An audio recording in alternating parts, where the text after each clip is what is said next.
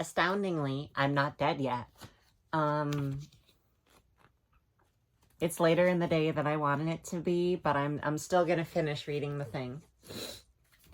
This is part 2 of Animal Bodies, Colonial Subjects, Relocating Animality and Decolonial Thought. Section 3, Rejecting the Colonial Politics of Animal Recognition. In Zoopolis, Donaldson and Kimlicka recast animality within the language of political and cultural membership to propose a non-specious and deontological refiguring of human-animal relations that models contemporary applications of neoliberal citizenship. Donaldson and Kimlicka suggest that animal rights theory has failed to think beyond negative rights, i.e. the right not to be killed or confined, and therefore argue that animals, like humans, should be seen as possessing certain inviolable rights, as determined by doctrines of human rights. Here, Donaldson and Kimlicka envisage new human-animal relational duties by recategorizing domesticated animals as citizens, feral animals as denizens, and wild animals as members of sovereign nations. Although the latter categorization have implications for indigenous peoples' claims to territorial permanence and political autonomy. I contend that the recognition, or rather, misrecognition of domesticated animal subjectivities recolonizes the animal body to foreclose it within settler colonial infrastructures of subjecthood and governmentality. That is, Zoopolis militarizes recognition as the hegemonic mode of animal activism, to further entrench settler citizenship as the prima facie mode of post-political and post-colonial existence. Here, settler colonialism is only afforded a future. That is, it only becomes tangible and prophetic by locating itself on the bodies of settler citizens that are always already culturally and corporeally not indigenous. The problem with settler citizenship as a model for animality is that it operationalizes animal bodies as sites of phantasmic settler promise. In other words, the animal body is remade into the mechanism by which certain sanctioned fantasies are insidiously elevated as the parameters of realness. That is, the animal body's entrance into discourses of settler citizenship reproduces the assumed fastidity of the settler state as the de facto technology of post-colonial power, as if colonialism is a historicized and finalized event. It's not. In this context, settler colonialism mobilizes as a nonviolent apparatus to produce forms of life that make settler colonialism's constitutive hierarchies seems natural. Here, settler colonialism generates life forms that interpolate settler presence and settler futures by relocating indigeneity to the threshold of settler society as the frame of reference against which settler citizens are concerned. I therefore reject the colonial politics of animal recognition proposed by Donaldson and Kimlicka because it operates within, and consequently upholds, colonial infrastructures of settler citizenship and neoliberal subjecthood that reorient animal bodies as the mundane surfaces on which settler colonialism is discursively reified. I appropriate Coulthard's politics of recognition to suggest that Donaldson and Kimlicka reproduce the very configurations of colonial power that require the erasure and or assimilation of indigenous peoples to resituate animal bodies into settler political discourses.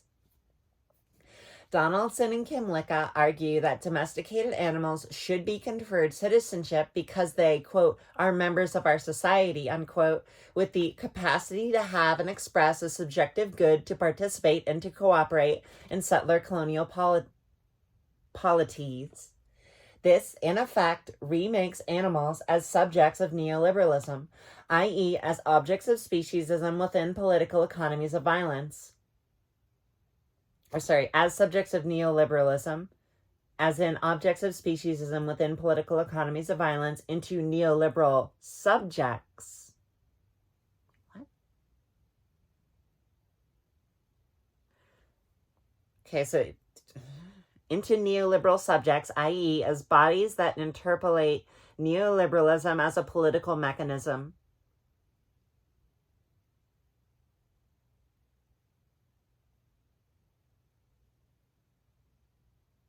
What? I did not follow that sentence. I think it by saying animals are remade as subjects of neoliberalism, they sort of... It operates in the same way that colonialism forces all existing humans into the, like, existing hierarchical power structures, I think. As Donaldson and Kimlicka frame citizenship as a cooperative social project in which all are recognized as equals and all benefit from the goods of social life, settler citizenship is centered as if it were a post-racial concept that is operationalized within homogenized and post-political landscapes of neoliberal pluralism. That is, settler citizenship is romanticized as if the state governs from a universalized space of sameness that is not characteristically violent and racist. As a neoliberal delusion of progress that repackages colonial domination by vacating anthropocentrism from political rhetoric without questioning the very parameters through which such rhetoric is militarized against indigenous peoples, Donaldson and Kimlicka's citizenship model forecloses radical indigenous responses to state violence by diffusing settler colonialism's discursive and corporeal particularities. This framework then jeopardizes decolonial projects that contest the genocidal model in which, quote, everything within a subtle colonial society strains to destroy or assimilate the native in order to disappear them from the land, end quote. Precisely because decolonization sets out to change the order of the world as an agenda for total disorder, a politics of neoliberal animal citizenship is antithetical to decolonization because it reproduces settler sovereignty and normalizes the very structures against which indigenous peoples have mobilized. I think they're saying that if the grounds on which you say, hey, maybe we should stop killing animals is inherently on basically granting them neoliberal citizenship, you both ignore the reality of, like, the neoliberal state as a vehicle for violence, especially against indigenous people, but also that it's, like, just reproducing the settler colonial, like, mindset of, like, well, we've civilized the animals philosophically, I guess. And I think this is getting progressively harder for me to understand, but I'm going to try to figure it out. Yeah. Thus, that which is knowable through Donaldson and Kimlicka's colonial politics of animal recognition is a neoliberal justice that constitutes and is constituted by settler fantasies of animal resubjectification as indigenous erasure and settler sovereignty.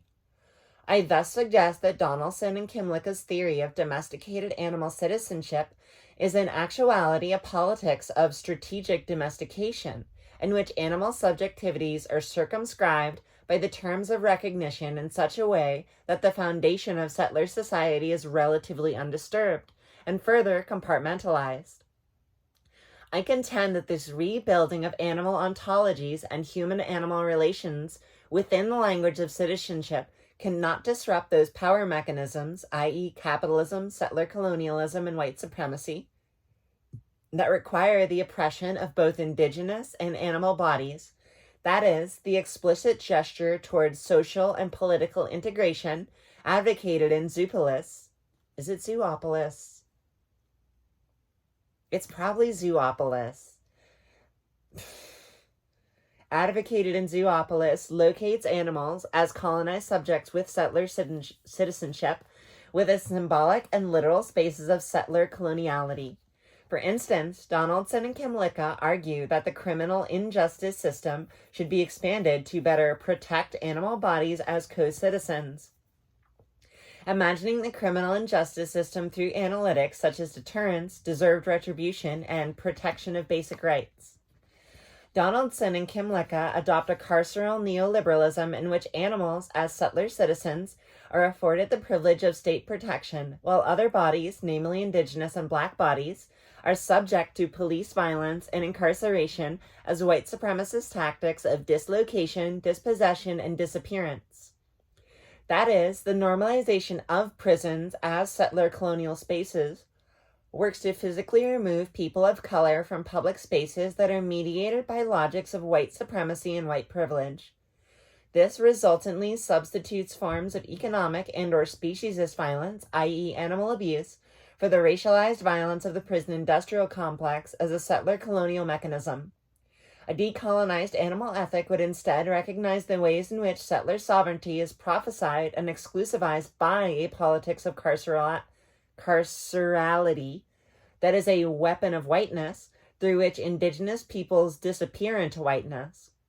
Here, I reject Donaldson and Kimlicka's utopian construction of neoliberal democratic citizenship as fundamentally equal, to remind readers that all infrastructures and logics of settler colonialism, i.e. political participation, capitalism, and carcerality, always mobilize against indigenous bodies as genocidal and assimilationist gestures. For that reason, modern reconfigurations of animality cannot be oriented towards a politics of neoliberal citizenship and settler sovereignty. Instead, they must be embedded in a politics of decolonization that recognizes the ways in which indigenous bodies and epistemologies are literally at stake in status reimaginings of animality. If I'm getting the sense of how this is leaning, a lot of it is like basically against neoliberal veganism. And a lot of neoliberal veganism is like, we got to save the animals. I've never heard of institutionalized racism or colonialism. In a nutshell, you know. Section 4. Indigenous cosmologies, domesticated animal bodies, and decolonizing gestures. Although Tuck and Yang argue that decolonization is only accountable to indigenous sovereignty and futurity, they cast decolonization within a discourse of anthropocentric struggle. While decolonial thought has operated through a social ecologist framework that decenters environmental violence and reclaims pre-contact constructions of non-human nature, I suggest that the recognition of animals as colonial subjects has been absent from indigenous studies. That is, contemporary decolonial thought has yet to engage with a politics of animality that not only recalls traditional and/or ceremonial human relations, but is also accountable to animal subjectivities and futurities outside settler colonialism and within a project of decolonization. That is, decolonial thought cannot, for example, demand the repatriation of land as an ecofeminist practice, while simultaneously advocating for hunting as a recreational activity, precisely because hunting has been weaponized as speciesism to normalize the killability of animals for human ends. Here, I propose a recentering of animality through indigenous cosmologies and epistemologies, specifically Mi'kmaq and Cree, to propose a decolonial animal ethic. In Animal Liberation, Peter Singer argues that the Old Testament narrativized anthropocentrism and speciesism through Christian cosmologies, thereby remaking human life, and only human life, into a discursive and corporeal site of sacredness. I argue that a decolonial animal ethic must operate through a similar narrative logic by using indigenous cosmologies as frameworks for a non-speciesist and anti-colonial animality. In Veganism and Mi'kmaq Legends, we read that one. Margaret Robinson suggests Mi'kmaq cosmologies are shaped through a model of creation in which animals are portrayed as our siblings and thus share a symbiotic form of personhood with human figures. In the story of Muin, the bear's child, for example, a young boy is raised by bears after being abandoned by his stepfather in the forest. Animals are thus not only imagined as active agents in indigenous mythologies, but are also capable of creating kinship relations with other human animals. Further, many creation stories from my own Cree community cast animals, such as ravens, in the role of creator, or as the figure through which the creator acts. Here, animals occupy sacred ceremonial roles from which the earth and its occupants are created and thus not subject to human domination. Although Robinson examines these legends to propose an indigenous veganism that finds legitimacy in traditional indigenous oral cultures, I want to center these non-speciesist human-animal intra-subjectivities in decolonial thought. This would also mobilize against settler colonialism as a project of necropolitics that is accomplished through purposeful and ignorant misrepresentations and rejections of indigenous cosmologies to legitimize indigenous erasure. Several of the recommendations proposed by the animal liberation movement are thus applicable to decolonization. For example, rejecting animal experimentation, disrupting the commodification of animal bodies, and abolishing animal agriculture are gestures that can be deployed as anti-colonial gestures that reify decolonial futurities insofar as these forms of knowledge production, capitalism, and food culture sustain the settler state. I, however, want to present an alternative to the abolitionist/citizenship debate circumscribing theorizations of animal domesticity to recognize the subjectivities of domesticated animals as colonized subjectivities.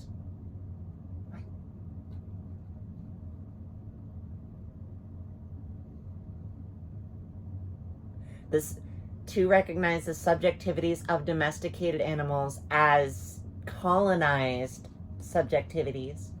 That is, animal rights theory has traditionally operated through two polarized reconstructions of the domesticated animal. First, scholars such as Gary Francione argue that domesticated animals inhabit hybrid and/or unnatural subjectivities that orient animal bodies as means to human ends.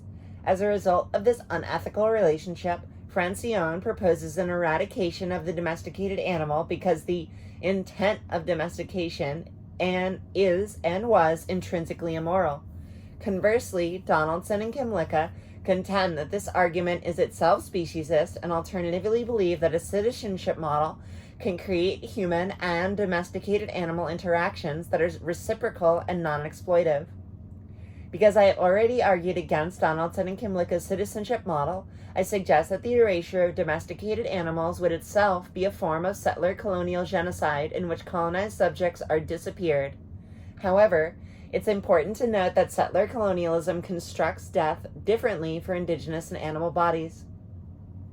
That is, settler colonialism requires the erasure of indigeneity through genocide or neoliberal processes of assimilation, wherein the colonized subject symbolically abandons indigeneity for settler ways of living. Here, the corporeal and/or discursive refusal of indigeneity by the settler state legitimizes settler claims to territory and political authority. On the other hand, settler colonialism wants to produce animal bodies as commodities embedded in a global economy of reiterated deathliness. Said different, animal bodies that are inserted into capitalist spaces of commodity production are always already scheduled for death to be consumed as meat, clothing, scientific data, and so forth.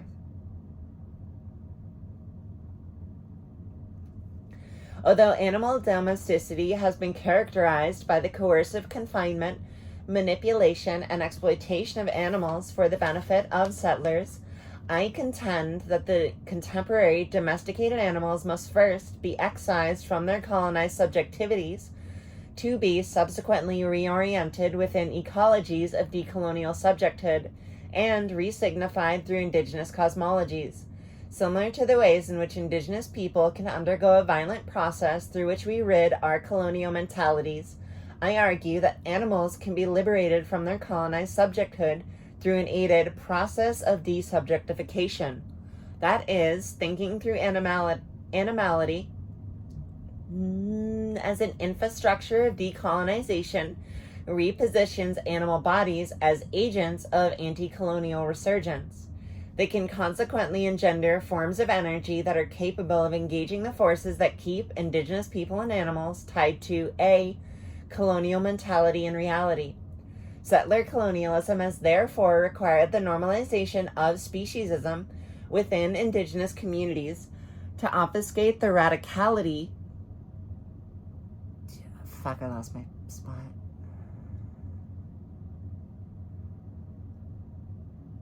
Settler colonialism has therefore required the normalization of. They can engender forms of energy that are capable of engaging the forces that keep indigenous people and animals tied to a colonial mentality and reality. Settler colonialism has therefore required the normalization of speciesism within indigenous communities to obfuscate the radicality of indigenous animal relations. In that sense, recalling the representation of animals in indigenous cosmology/oral traditions and unsettling speciesism as a colonial mentality must be prioritized in decolonial thought. Here, it's important to note that the animal and the indigenous subject are not commensurable colonial subjects insofar as their experiences of colonization are different. A decolonial animal ethic must therefore account for these differences.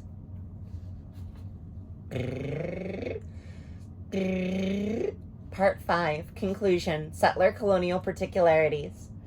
Indigenous studies and settler colonial studies continue to acknowledge and deconstruct the specializations of settler colonialism, including the ways in which settler sovereignty imposes sexuality, legality, raciality, language, religion, and property onto indigenous communities as an assimilationist tactic. However, what imaginaries and subjectivities are foreclosed when our politics of decolonization is always already anthropocentric? I propose a relocating of animal ontologies within decolonial thought that engages critically with the ways in which settler colonialism objectivizes animal bodies as one of the many intersecting settler colonial particularities. That is, I have attempted to demonstrate that settler colonialism is invested in animality and therefore remakes animal bodies into colonial subjects to normalize settler modes of political life, i.e., territorial acquisition, anthropocentrism, capitalism, white supremacy, and neoliberal pluralism that further displace and disappear indigenous bodies and epistemologies. In that sense, decolonization is not possible without centering an animal ethic. Although I'm sympathetic to the ways in which CAS and mainstream animal activisms have attempted to refigure animality outside speciesist logics, I have argued that these refigurings operate within spaces of settler coloniality that are always and only colonizing gestures that disrupt decolonial futurities, precisely because the critique of the settler subject position in relation to animals has yet to be forwarded.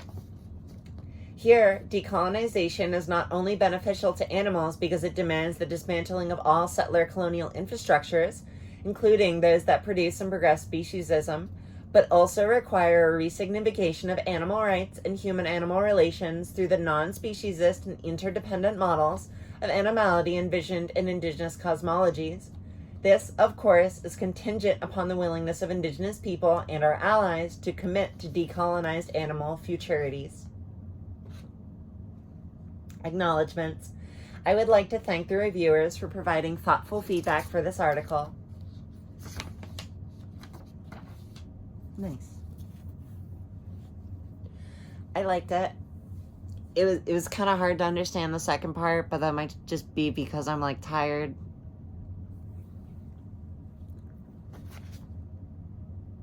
Kind of dense, but a solid read if you can like parse what it's saying.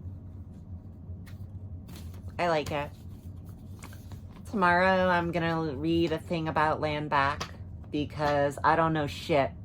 And I figure I can only assuage my white guilt by obsessively reading more. So we're going to keep doing that. Or at least I'm going to keep doing that. There's no we. It's just me and a phone. All right. Go have sex on a public bench. Peace.